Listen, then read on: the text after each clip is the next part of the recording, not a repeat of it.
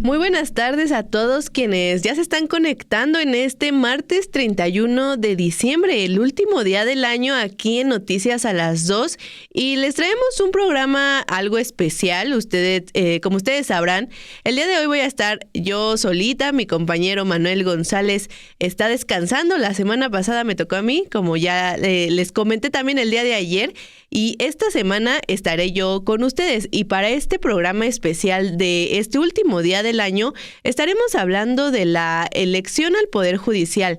todo lo que ocurrió desde febrero pasado, que el expresidente Andrés Manuel López Obrador presentó esta propuesta para reformar al Poder Judicial, que las personas juzgadoras sean elegidas mediante el voto popular, todo lo que sucedió a lo largo del año, porque podría definirse que este 2024 pues es el año de la reforma y la elección, primero reforma al Poder Judicial y ya ahora hablamos de la elección judicial que se llevará a cabo el próximo 1 de junio de 2025. Y para hablar un poco de eso, yo, les vamos a hablar en este programa, en esta primera parte, de lo que aconteció en los últimos días, qué fue lo que mencionó, por ejemplo, la presidenta Claudia Sheinbaum, qué ha hecho el INE, las decisiones que ha tomado la Junta General del Instituto Nacional Electoral respecto a esta elección judicial. Y pues bueno, también lo que dijo últimamente el presidente del Senado de la República, Gerardo Fernández Noroña, y cómo va todo en la Ciudad de México, que es uno de las entidades donde se llevará a cabo esta elección, que tienen que formar consejos para la elección. En la Ciudad de México ya se formó y ya se definió cuántos cargos se van a votar en junio del próximo año. Ya mañana arranca el 2025. Entonces, bueno, vamos a estar hablando de eso en esta primera parte del programa y después vamos a pasar al recuento de todo lo que sucedió en el año. Vamos a arrancar con este especial.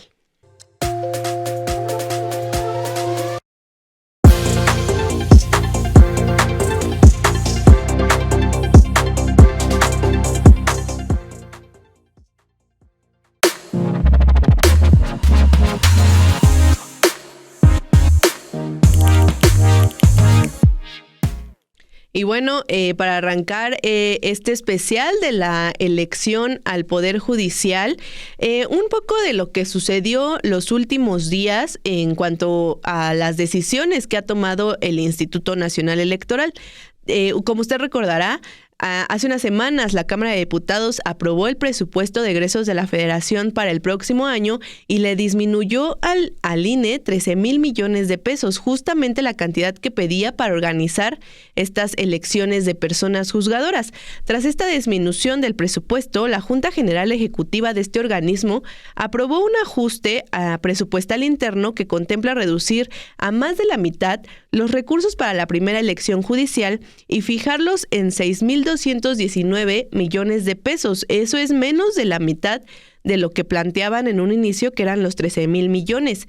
La Junta General Ejecutiva aprobó este ajuste que implica reducir a más de la mitad los recursos contemplados en un primer momento para el 1 de junio. Por unanimidad, los integrantes dieron luz verde al acuerdo para ajustar el gasto, luego de la reducción de los más de 13,000 millones de pesos por la Cámara de Diputados, que dejó el presupuesto para el INE del próximo año en 27,056,755 pesos. El ajuste del instituto reduce el presupuesto para la primera elección extraordinaria del Poder Judicial Federal a menos de la mitad. La consejera presidenta del INE, Guadalupe Tadei, agradeció a los integrantes del instituto la apertura para este ajuste ante el recorte, pero destacó que la reducción realizada es la más alta en la historia para el organismo. Algunas cosas de lo que dijo fue: no fue una tarea fácil llegar a este recorte, que es el más alto en la historia del instituto. Hay cifras a las que tuvimos que llegar no con poco dolor por parte de las áreas.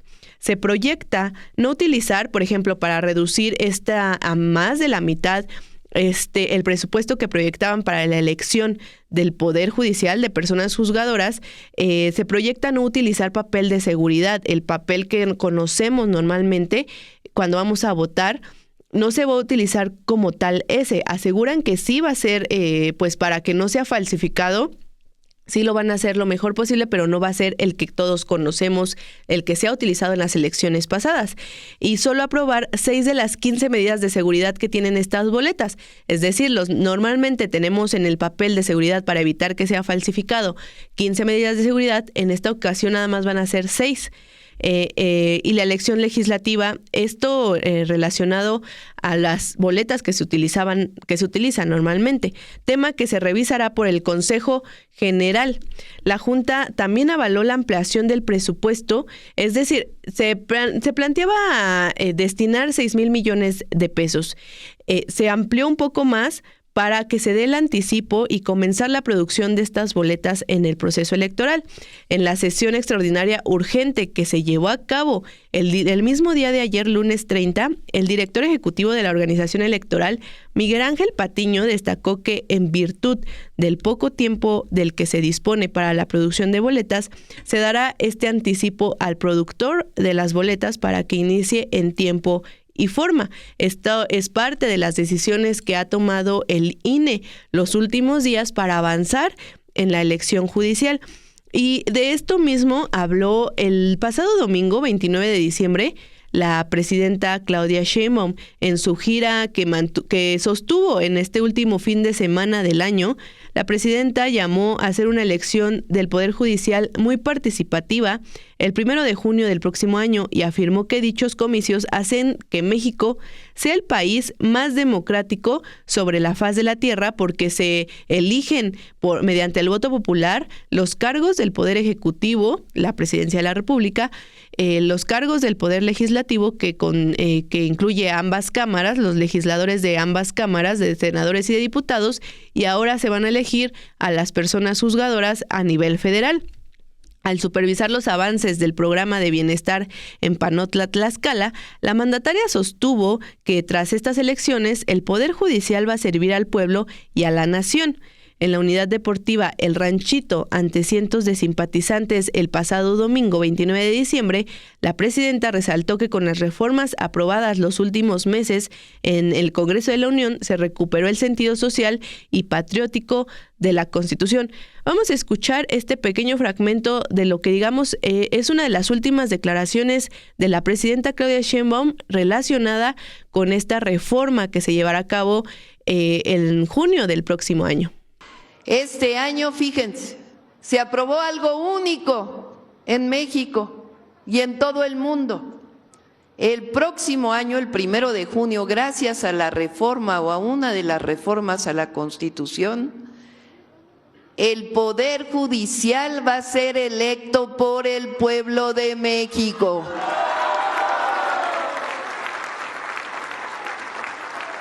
Es decir, ya se elige democráticamente a la presidenta o al presidente de la República, al Poder Ejecutivo. Se elige democráticamente al Congreso, a la Cámara de Diputados, a la Cámara de Senadores. Pues ahora se va a elegir democráticamente a jueces, magistrados, magistradas y ministros de la Suprema Corte de Justicia de la Nación. Eso nos hace ser quizá el país más democrático que haya sobre la faz de la tierra. Dicen nuestros adversarios que hay autoritarismo. Pues ¿cómo? Si es el pueblo quien decide. La democracia es el gobierno del pueblo, por el pueblo y para el pueblo. Y ahora el Poder Judicial va a servir al pueblo de México y a la nación, como debió de haber sido siempre. Así que el 1 de junio del próximo año, entre todos y entre todas, vamos a elegir a ministros y ministras de la Suprema Corte de Justicia de la Nación, algo histórico, y debemos hacer una elección muy participativa. Eso se decidió en estos últimos meses de este año. Bueno, ahí tienen las palabras de la presidenta Claudia Sheinbaum del pasado domingo allá en Tlaxcala, con esto de que con la elección de personas juzgadoras mediante el voto popular, pues México sería uno de los países más democráticos del mundo. Y sobre este mismo tema, el Congreso, uno de los congresos que sigue teniendo actividades en este cierre de año es el Congreso de la Ciudad de México. Tuvo sesión extraordinaria hasta ayer, lunes 30 de diciembre, y se instaló formalmente la Comisión Especial para el Proceso de Jueces y Magistrados del Poder Judicial de la capital. Luego de esto ocurrió la semana pasada. Luego, el Tribunal Superior de Justicia de la Ciudad de México emitió al Congreso la información sobre el número de magistradas, magistrados, jueces y juezas que pretenden participar en la elección extraordinaria del Poder Judicial en la capital, así como el número de magistraturas y juzgados que se pondrán en elección. La capital pondrá 132 cargos de jueces y magistrados en elección durante el ejercicio extraordinario del 1 de junio de 2025. Y ayer el Congreso avaló la publicación de esta convocatoria para pues que se postulen estas personas que quieren pues participar por alguno de estos 132 cargos. Entonces, los capitalinos y capitalinas van a votar por elegir a 132 personas juzgadoras el 1 de junio.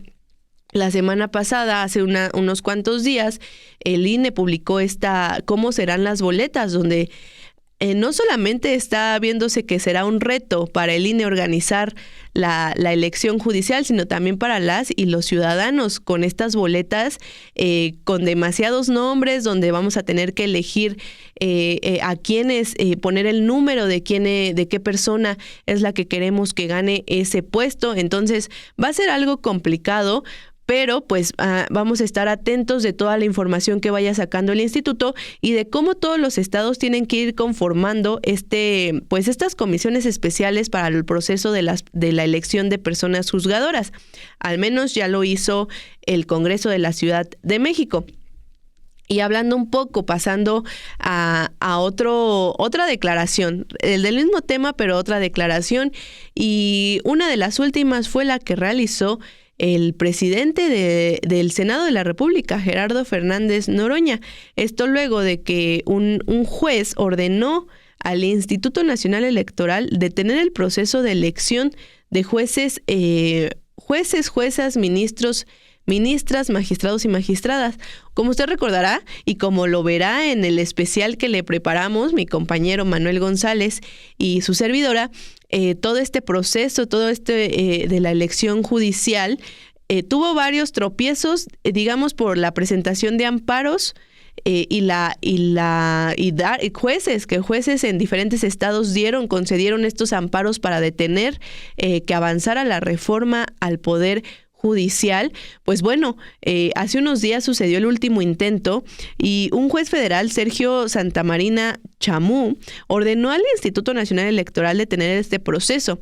Luego de que se diera a conocer su decisión de este juzgador, el presidente del Senado, Gerardo Fernández Noroña, advirtió que los jueces federales, recordó también, porque esto es lo que se viene diciendo desde hace semanas, jueces federales no tienen atribuciones para parar el proceso electoral de las personas juzgadoras.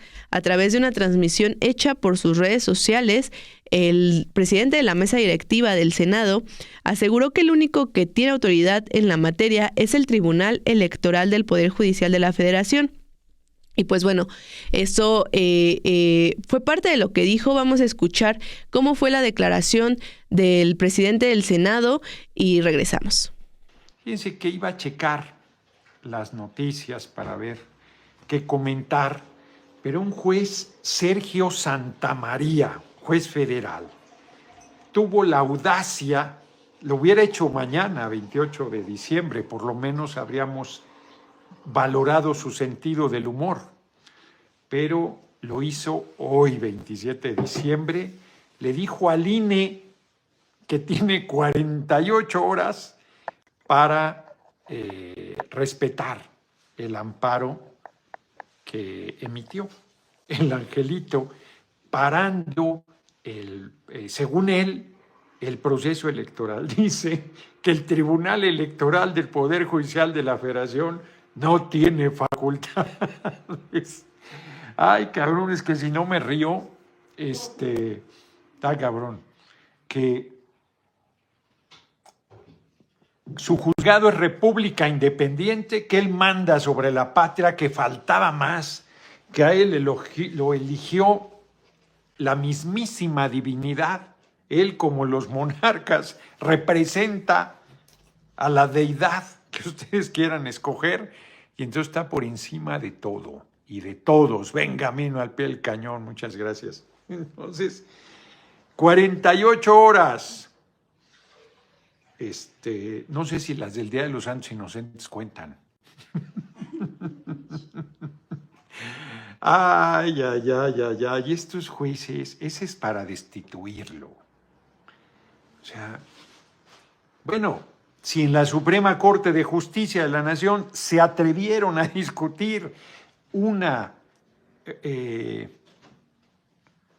proyecto, Rubén Pérez Melgarejo, Ferias de las Inocentes adelantado, bárbaro, exacto. Los destroyers te saludan, ahí jugué a fútbol americano, David Ochoa Zamora. Entonces, si la Suprema Corte,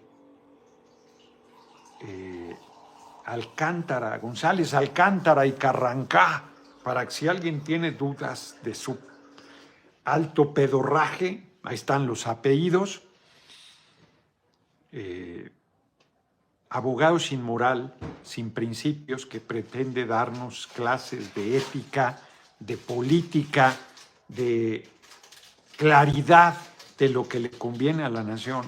Él que se atrevió a decir que tienen atribuciones para modificar la Constitución.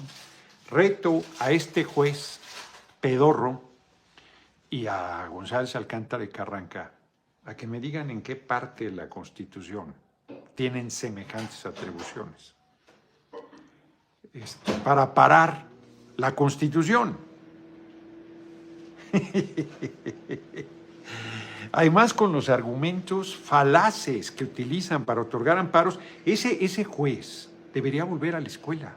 No conoce el artículo 61, es 59, ya 61, creo, fracción primera de la ley de amparo, que dice que no procede el amparo frente a reformas constitucionales. Él le vale madre, dice que tiene la potestad de la interpretación e interpreta lo contrario, lo que a la letra dice el marco legal, y que ahora ya es parte de la Constitución. Además, hay dos reformas, la que llevó este artículo a la Constitución y otra de la inatacabilidad de la Constitución, y le vale madre al tipo. Él dice que él manda, que él está por encima de todos los poderes, del pueblo mismo, que es el soberano, y que a él no le interesa, que él salva a toda la corrupción del Poder Judicial y que él detiene hasta la misma marcha del sol.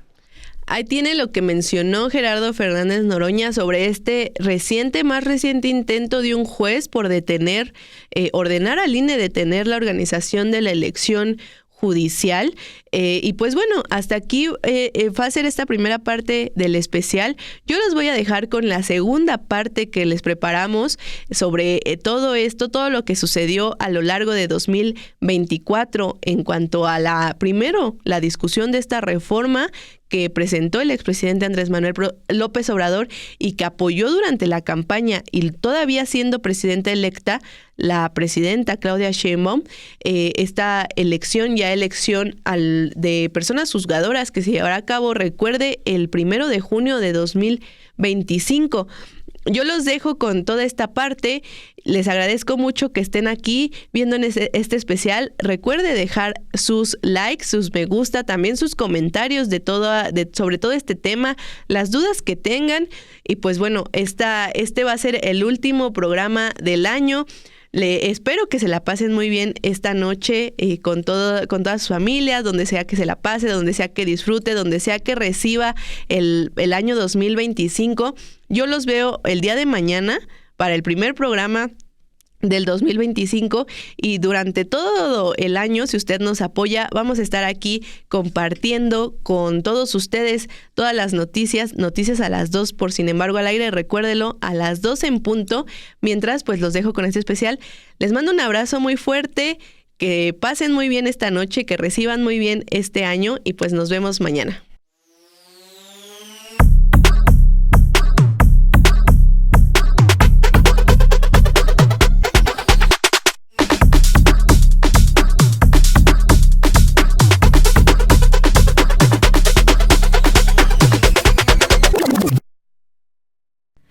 Y es que 2024, Nancy Auditorio, lo comentamos aquí en Noticias a las 2 a lo largo de las últimas semanas, no solo fue el año en que hubo elecciones presidenciales en el país, fue el año en el que se eligió a la primera mujer como presidenta del país. Claudia Sheinbaum fue la primera que el pueblo decidió que condujera los destinos de la nación.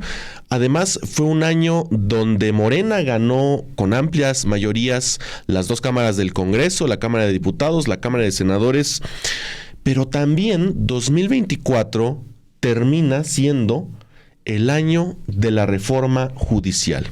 Se trata de un momento inédito en la historia moderna del país, de un momento inédito pues en la historia en general del mundo. Salud, Nancy. Y además es un momento también que da pie a lo que viene, porque en los próximos días ya va a ser, bueno, en las próximas horas va a ser 2025 y tendremos en 2025 la primera elección judicial en la historia moderna del país, el 1 de junio próximo. En menos de 6 meses ya estaremos hablando de que vamos a elegir ministros, magistrados, personas juzgadoras, jueces, juezas, magistrados, magistradas y en general. Y después en 2027 vendrá la segunda parte de esa elección en el Poder Judicial Federal. Pero si te parece, Nancy, vamos a comenzar por el principio, para que usted ni nosotros nos perdamos, porque todo comenzó formalmente, porque las cosas comienzan siempre antes de eso, pero formalmente este año de la elección judicial comenzó en febrero, cuando el presidente Andrés Manuel López Obrador, en ese momento, ya había anunciado semanas antes sus intenciones. Pero el 5 de febrero de 2024, en el aniversario de la Constitución de 1917, presentó un paquete amplio de propuestas de reformas a la Constitución. En ese momento se habló, lo dijo directamente López Obrador, del Plan C, designado para los últimos meses de la legislatura del Congreso, pero sobre todo para las cámaras que a partir de septiembre de este año que está finalizando iban a legislar ya con las elecciones terminadas. El paquete incluía diversas reformas constitucionales, por ejemplo, elevar a rango constitucional todas los programas sociales que ya estaban en vigor, reformar el sistema de las pensiones, garantizar los aumentos adecuados por encima de la inflación del salario mínimo. Pero destacaba en ese momento de estas 18 propuestas, la número 17. Jueces, magistrados y ministros del Poder Judicial serán electos de manera directa por el pueblo, dijo en ese momento el presidente. Así comenzó el largo, sinuoso e inesperado camino de la reforma al Poder Judicial. Desde el día de hoy, repito, contempla la reducción de los gastos destinados a campañas y a partidos políticos, la disminución del número de regidores en gobiernos municipales, el que se evite el uso de excesivas estructuras burocráticas electorales y eliminar las candidaturas plurinominales. El Congreso de la Unión se integrará por 300 diputados y no por 500. Y el Senado se conformará con 64 y no con 128 legisladores como ocurre ahora. Asimismo, tanto los consejeros como los magistrados de los organismos electorales serán electos por el voto libre, directo y secreto de todos los ciudadanos. Se fortalecerá la democracia participativa con la reducción del 40 al 30% de participantes en consultas populares para hacerlas válidas, efectivas y vinculatorias. Esto mismo aplicará en el caso de la revocación del mandato. 17. De igual forma, jueces, magistrados y ministros del Poder Judicial, en vez de ser propuestos por el Poder Ejecutivo y nombrados por diputados y senadores en los congresos, serán electos de manera directa por el pueblo, porque solo el pueblo puede salvar al pueblo. Que el éxito de la transformación en marcha no depende únicamente de las reformas a la Constitución y a las leyes. Hay otras cosas que son también muy importantes, fundamentales. Por ejemplo, el cambio de mentalidad del pueblo, lo cual en buena medida hemos conseguido entre todos y desde abajo,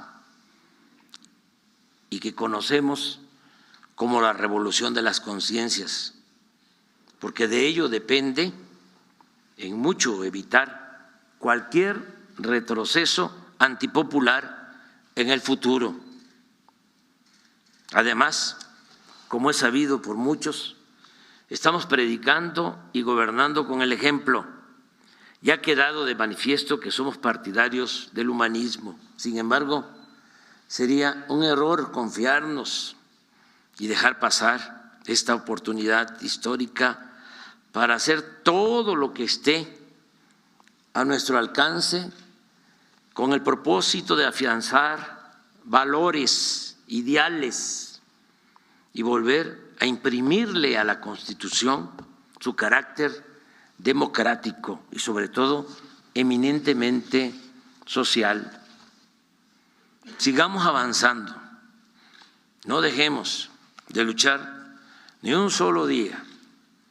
Pensemos siempre que nuestros esfuerzos y fatigas de la actualidad, fatigas de hoy, significan construir la defensa de lo alcanzado en beneficio de las nuevas generaciones. No perder el tiempo, no caer en el inmovilismo. No olvidemos que si por nuestros errores, desidia o desviaciones, y valiéndose del dinero o la manipulación que llevan a cabo en los medios de manipulación, que no de información, los reaccionarios logran regresar al poder, que sea mucho lo que tengan que echar atrás y que la regresión les resulte muy difícil, ardua, hasta el punto que les sea imposible el cancelar los beneficios que estamos estableciendo en bien del pueblo. Y que con esa certeza, si regresan los corruptos, las nuevas generaciones puedan, llegando el momento, recuperar el camino de la justicia, la paz, la democracia y la soberanía. Y bueno, ahí tiene cómo lo explicó el entonces presidente Andrés Manuel López Obrador esta iniciativa parte del Plan C, y fue precisamente porque el Congreso se encontraba con mayoría oficialista, pero sin la mayoría calificada necesaria para que avanzaran todas estas reformas constitucionales.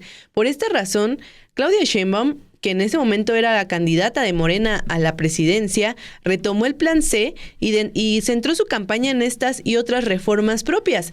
Pero a lo largo de este año hemos también mencionado que no es un secreto que la actual presidenta Claudia Sheinbaum, haya hecho campaña con la reforma al Poder Judicial, porque luego de su toma de protesta se le cuestionaba un poco de que eran las reformas expuestas por el expresidente López Obrador. Pero ella así lo hizo en campaña antes de las elecciones del 1 de junio pasado. Ella en cada plaza pública que visitaba del país presentaba este plan C como suyo y fue por eso que casi 36 millones de personas votaron por ella. Vamos a ver cómo lo presentó la entonces candidata de Morena a la presidencia.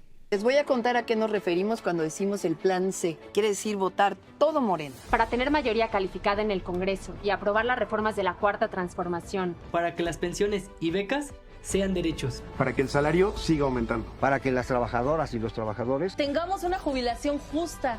Con estas reformas vamos a tener más bienestar, más democracia y más justicia. Y entonces, ya con las campañas finalizadas, el 2 de junio del 2024, mexicanos y mexicanas salieron a las urnas, votaron por lo que se había anunciado y efectivamente le entregaron una victoria aplastante a Morena, a la presidenta Claudia Sheinbaum y a los congresos, tanto el federal como los locales, como las gubernaturas. Fue una avalancha guinda, Nancy, auditorio, fue un triunfo total y una derrota también total para la oposición.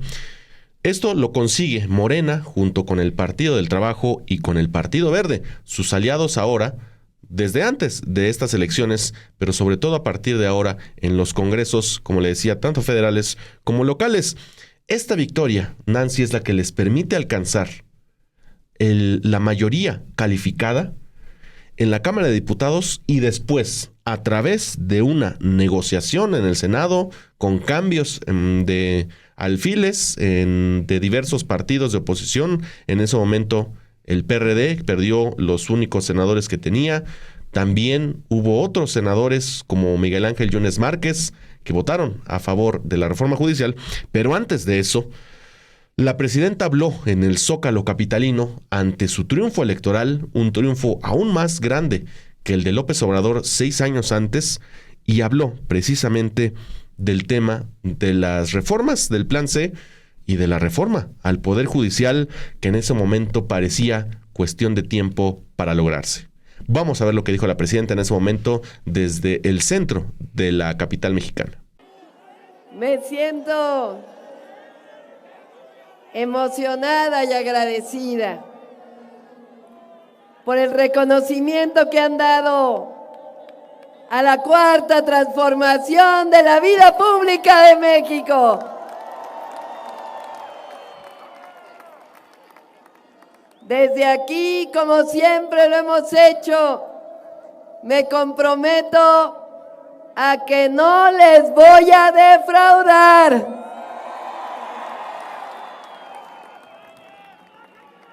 Hoy hemos hecho posible el pueblo de México, la continuidad y el avance de la Cuarta Transformación. Y también que por primera vez en 200 años, las mujeres lleguemos a la presidencia de la República.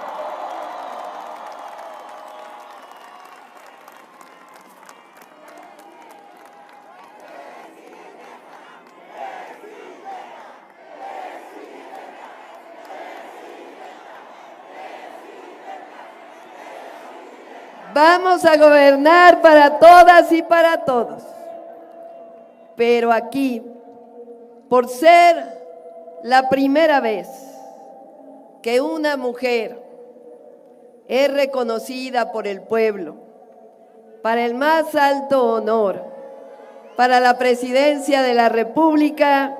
Y ya, bueno, ya pasando a este 1 de septiembre, cuando inicia la nueva legislatura en el Congreso, con las mayorías calificadas que ganó Morena en las elecciones tras las elecciones del 1 de junio, asumieron el control de toda la nueva legislatura.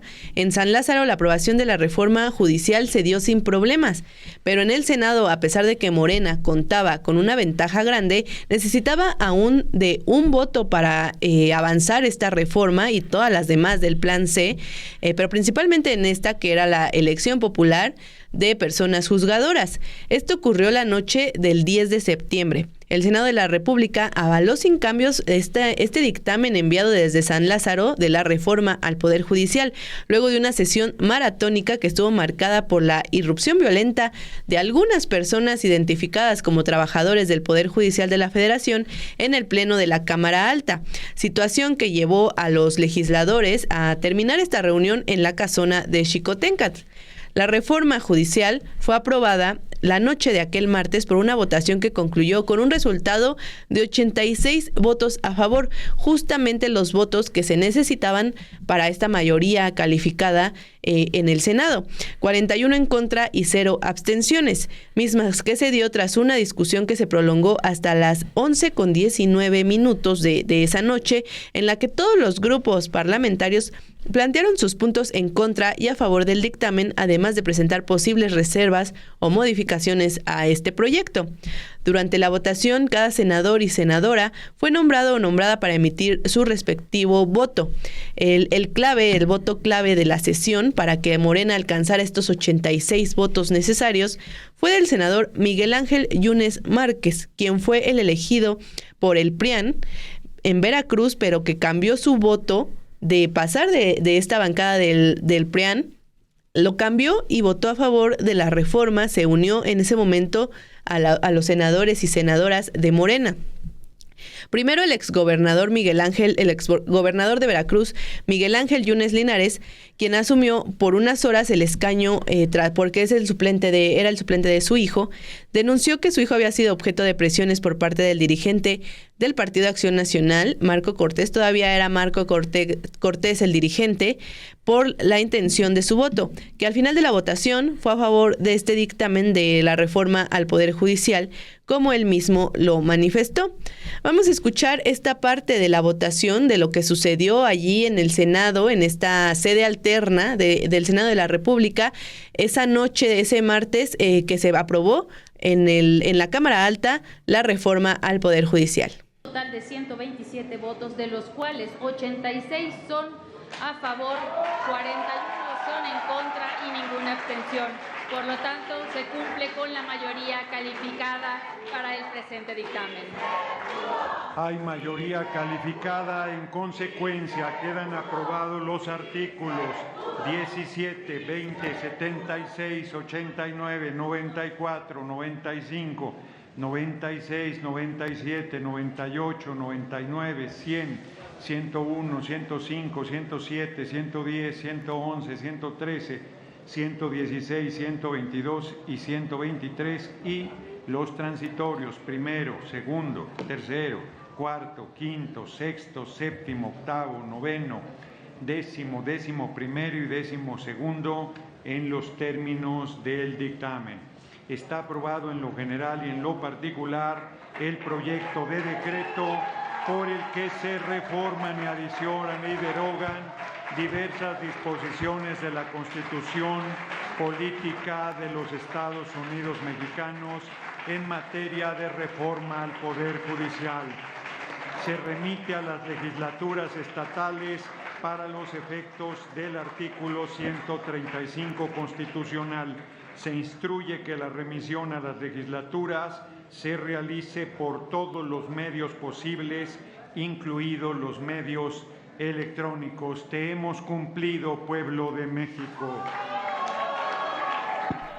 Ahí lo tiene, al borde de la medianoche de aquel martes se aprobó, se dio la completa sanción en el Congreso de la reforma al Poder Judicial, que fue además una reunión, una sesión maratónica. Nancy Auditorio tuvo de todo, empezó en el Senado, hubo la entrada de estas personas que se identificaron como trabajadores del Poder Judicial, se suspendió la sesión en ese momento, se trasladaron al centro histórico, todo esto mientras no sabíamos en ese momento qué iban a hacer los Yunes. Uh-huh. Porque en primer lugar, Yunes Márquez, el hijo, estaba desaparecido.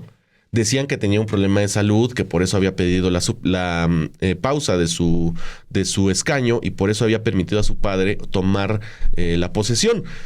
Después, Yunes Linares denuncia a Marco Cortés por amenazas en la tribuna.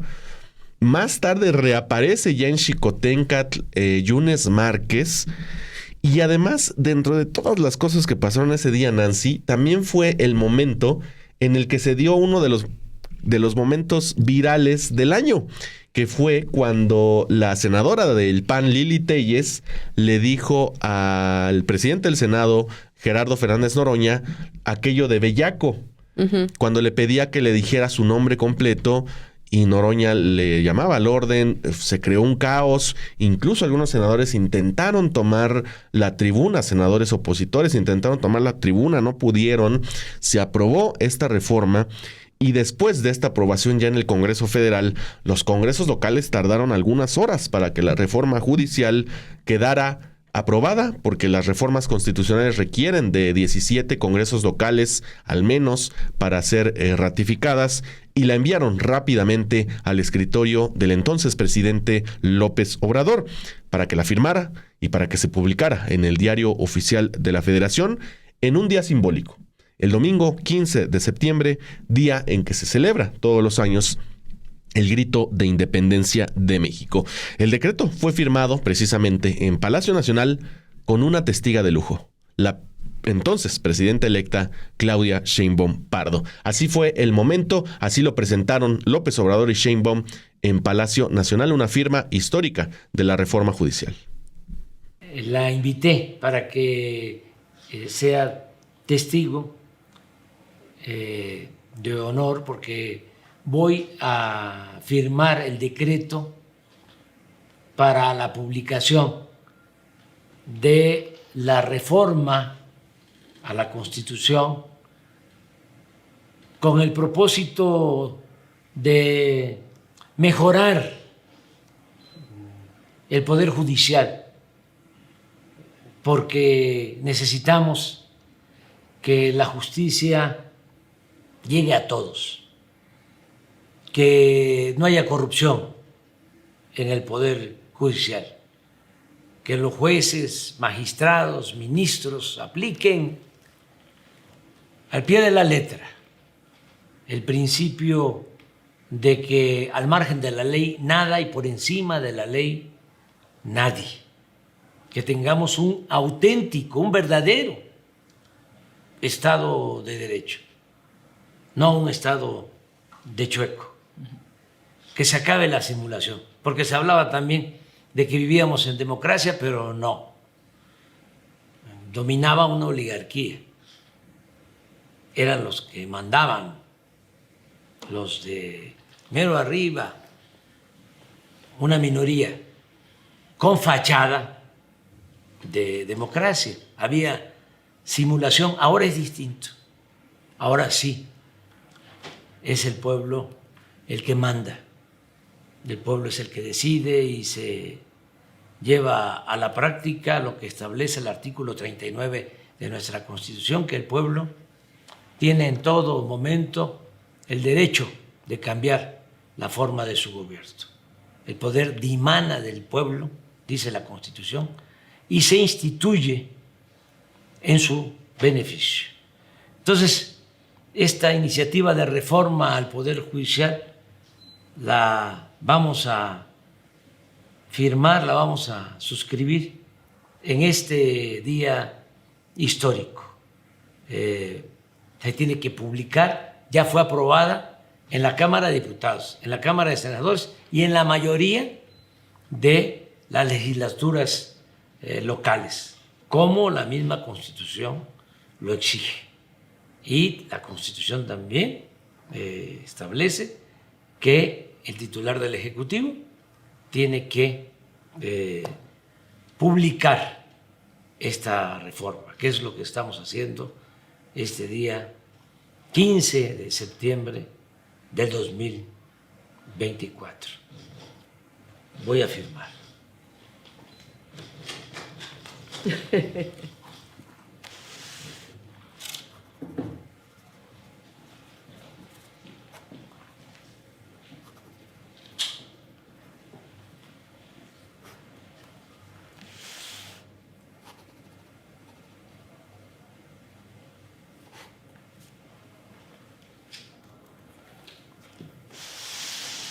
¿Cómo ves si la levantamos así?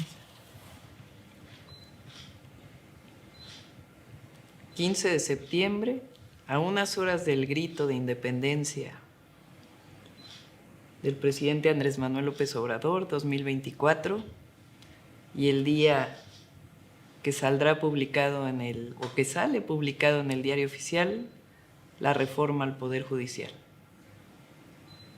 Con el pueblo todo, sin el pueblo nada. Muchas gracias.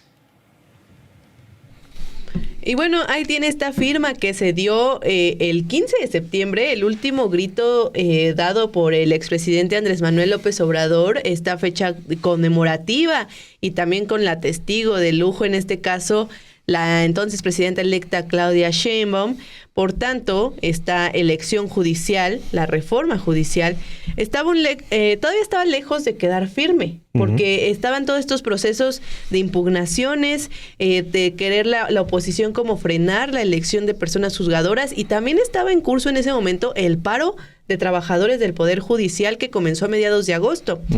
Pero bueno, hablando de esto, de la impugnaciones ante la Corte, el 3 de octubre, un par de días después de que la presidenta Claudia Sheinbaum asumió el poder, la Suprema Corte de Justicia de la Nación determinó que sí podía analizar la constitucionalidad de esta reforma, pese a que ya era texto constitucional porque se aprobó en el Congreso, lo aprobaron los congresos estatales necesarios y se publicó en el Diario Oficial de la Federación. Esto lo determinó la Suprema Corte luego de admitir la procedencia de una consulta a trámite elaborada por jueces y magistrados federales. No obstante, la ministra Lenia Batres aseguró que al aceptar la resolución de la consulta, la Corte estaría dando un golpe de Estado. Con 8 votos a favor y 3 en contra, la Corte admitió una consulta a trámite que impugna la reforma judicial impulsada por el expresidente Andrés Manuel López Obrador, por lo que ahora será turnada su estudio a otro ministro para determinar si el alto tribunal tenía facultades de revisarla y de frenarla, de echarla para atrás. Esto fue lo que en su momento determinó la Corte, con lo que se votó estos 8 votos a favor y 3 en contra. Los ministros que votaron en contra, claramente fue la ministra Lenia Batres, que denunció todo esto como un golpe de Estado, y también Loreta Ortiz Alf y Yasmín Esquivel, mientras que quienes votaron a favor fueron los ministros Juan Luis González Alcántara Carrancá, Norma Piña Hernández, la ministra presidenta, Margarita Ríos Farjat, Luis María Aguilar Morales, Jorge Mario Pardo Rebolledo, Alfredo Gutiérrez Ortiz Mena, Alberto Pérez Dayán y Javier Lainez Potisek. Vamos a ver cómo fue esta votación allí en la Corte, luego de la denuncia de un intento de golpe de Estado por parte de la ministra Lenia Batres, y con lo que se dio entrada a otro proceso que vivimos a lo largo de este 2024 en cuanto a la elección judicial. Señora Presidenta, me permite informarle que existe una mayoría de 8 votos a favor del sentido de la propuesta. El señor ministro Gutiérrez Ortiz Mena en contra de consideraciones. El señor ministro Aguilar Morales reserva su derecho a formular voto concurrente. El señor ministro Pardo Rebolledo en contra de algunas consideraciones y con adicionales. La señora ministra Ríos Farjat con anuncio de voto concurrente. La señora ministra presidenta Piña Hernández con anuncio de voto concurrente. Con voto en contra de las señoras ministras Esquivel Moza, Ortiz Alf y Batres Guadarrama, quienes anuncian sendos votos particulares. Gracias. Así quedaría. ¿Tuvo algún cambio el resolutivo el de esta consulta? Ninguno. Ninguno, señora ministra presidenta. Consulto si podemos aprobar el resolutivo en votación económica. Los resolutivos quedan aprobados por una unanimidad de votos y decidido en definitiva. En contra, no. Entonces tome votación, por favor. Sí, señor. Señor ministro Gutiérrez Ortiz Mena. Por de los resolutivos. Señor ministro González. A favor. Señor ministro Esquivel Moza. Los resolutivos responden al proyecto aprobado por la mayoría que yo no comparto. Entonces, en contra. Señor ministro Ortiz Alf. En contra. Señor ministro Aguilar Morales. Yo voto a favor porque además los considerandos apoyan los resolutivos y en eso es lo que estamos resolviendo. Señor ministro Pardo Rebolledo. ¿Son congruentes con las consideraciones de la mayoría? ¿A favor? Señor ministro Batres Guadarrama. En contra. Señor ministro Ríos Farjat. A favor. Señor ministro Lainez Potisek. Señor ministro Pérez Dayán. Los resolutivos coinciden con lo discutido. A favor. Señora ministra presidenta Piña Hernández. Por el proyecto. Señora ministra presidenta, me permito informar que existe mayoría de 8 votos a favor del punto resolutivo. Gracias. En consecuencia, queda decidido en definitiva este asunto. El 23 de octubre, antes de la discusión de la Suprema Corte, el Congreso ya había declarado improcedente solicitar a la presidenta Claudia Sheinbaum que acatara una orden en ese momento de una jueza para eliminar la reforma judicial del Diario Oficial de la Federación.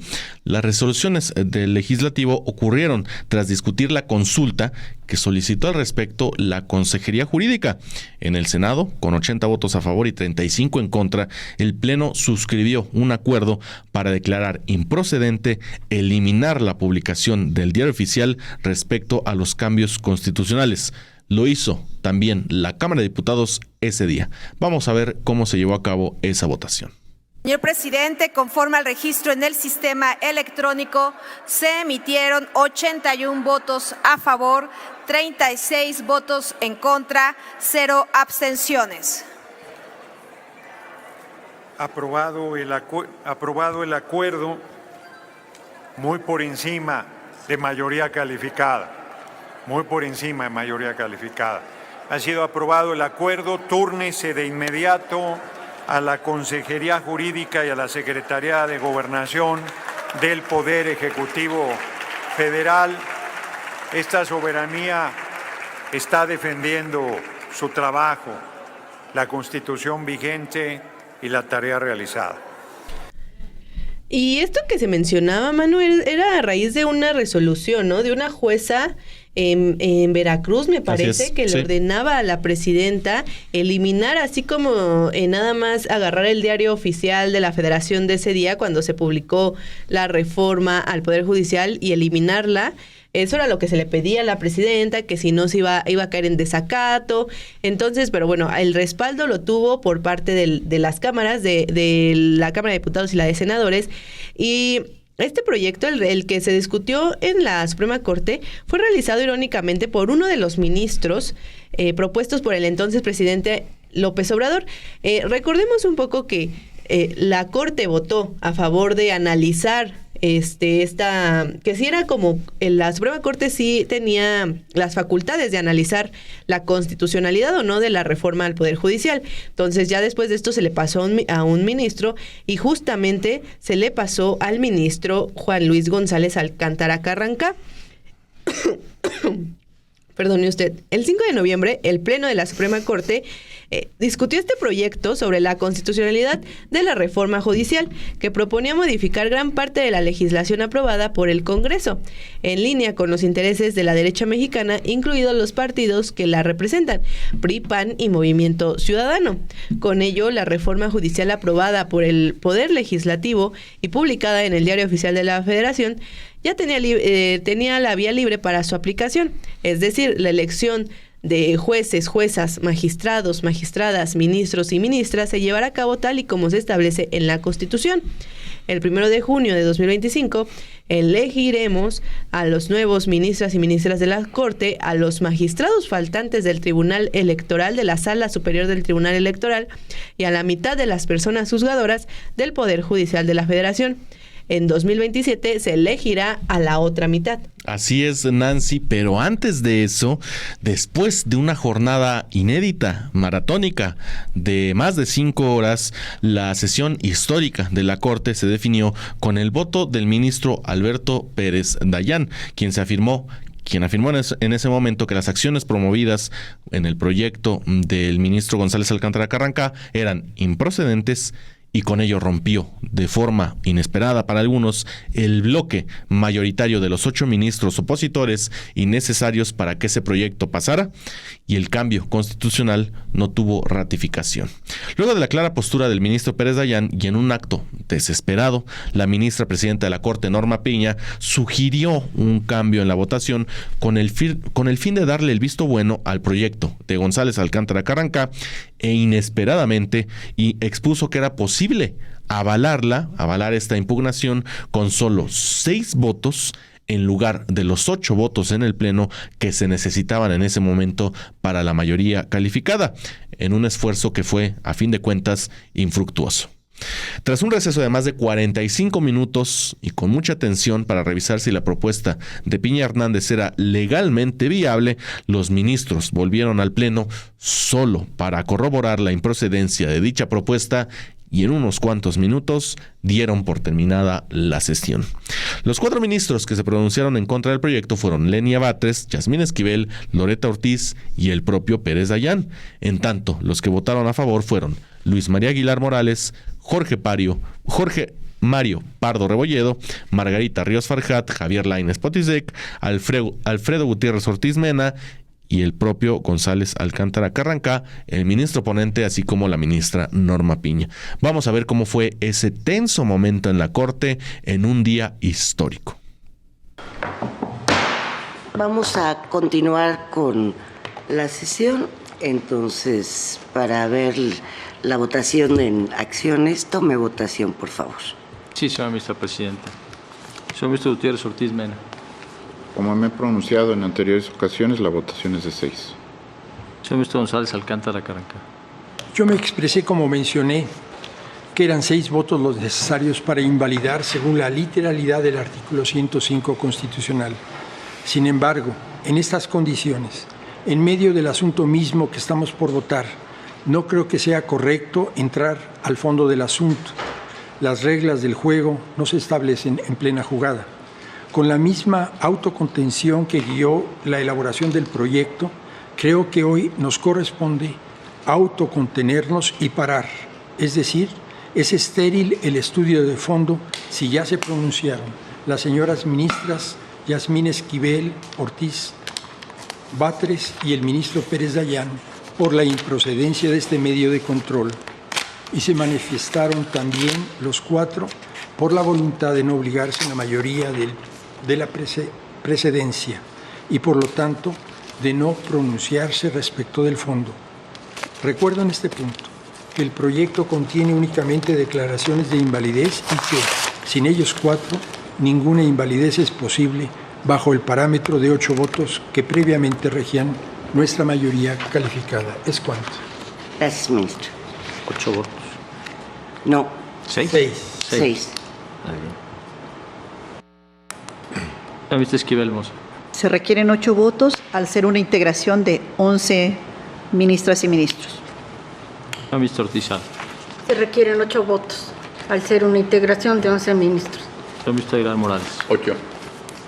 Señor ministro Pardo Rebolledo. Tal como lo precisé en la sesión de 10 de octubre pasado, desde mi punto de vista, mientras exista integración de 11 en este tribunal pleno, la mayoría calificada debe ser de 8 votos. Aclaro por las mismas razones del ministro Pardo. Señor ministro Batres Guadarrama. 8 votos. Señor ministro Ríos Farjat.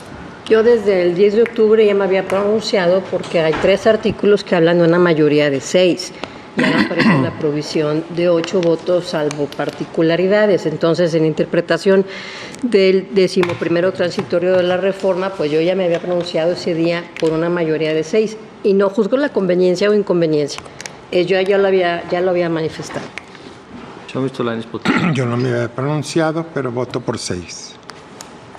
Señor ministro Pérez Dayán. Como lo hice cuando se suscitó esta misma cuestión, son 8. La vicepresidenta Piña Hernández. Como ya había yo expresado, 6 votos por las razones que manifestó el ministro Gutiérrez Ortiz Mena. La vicepresidenta, me permito informarle que existe mayoría de 6 votos en el sentido de que se requieren 8 votos para la declaración de invalidez, con precisiones de los ministros Aguilar Morales y Pardo Rebolledo. Gracias. Como acaba de señalar el ministro González Alcántara, el proyecto únicamente está haciendo en los resolutivos unas declaratorias de invalidez.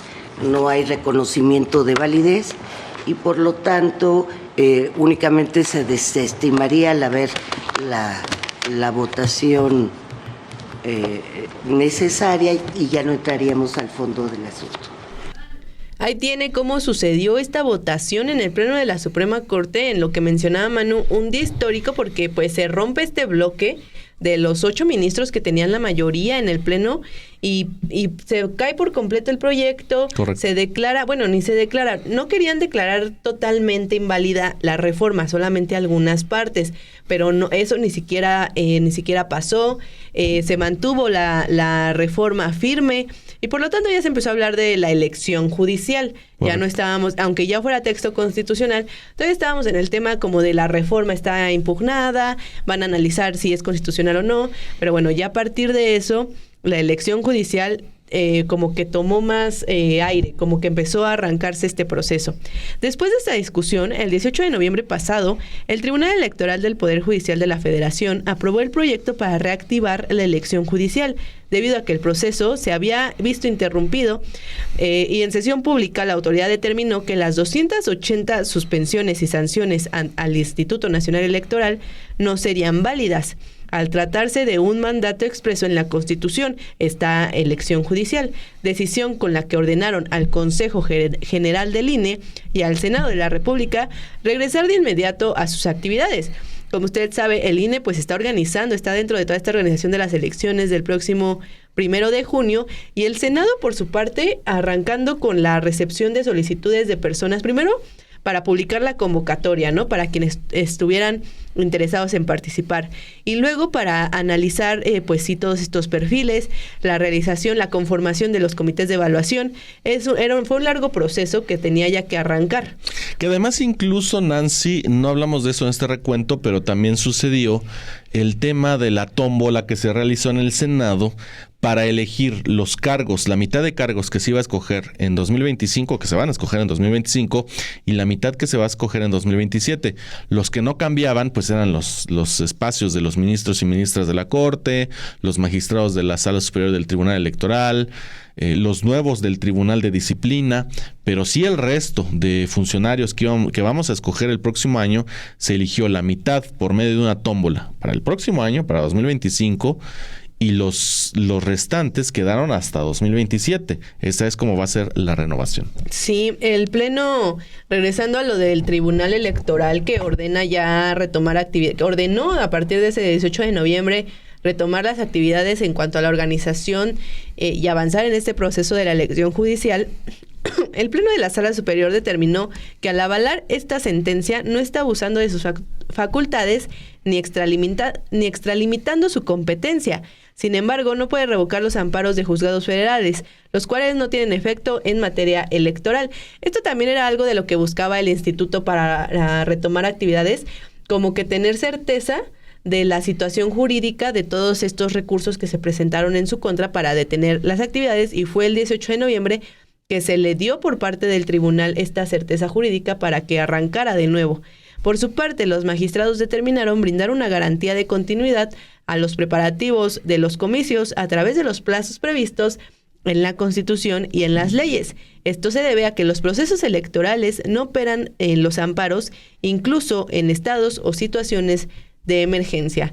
Vamos a ver esto que sucedió por parte de los magistrados de la Sala Superior del Tribunal, que que determinaron ese 18 de noviembre que la reforma en la elección judicial podía continuar. Gracias, Presidenta. Le informo que el proyecto de la cuenta fue aprobado por mayoría con los votos en contra de la magistrada Yanino Talora Malasí y del magistrado Reyes Rodríguez Mondragón. Es la votación, Presidenta. Gracias, secretario. En consecuencia, en el asunto general 632 de este año y sus relacionados se resuelve: primero, se acumulan los recursos; segundo, se desecha la demanda indicada en la ejecutoria. Tercero, es constitucionalmente inviable suspender la realización del procedimiento electoral de personas juzgadoras o de alguna de las etapas a cargo del Senado de la República, del Instituto Nacional Electoral y de todas las autoridades competentes que participen en su organización y preparación.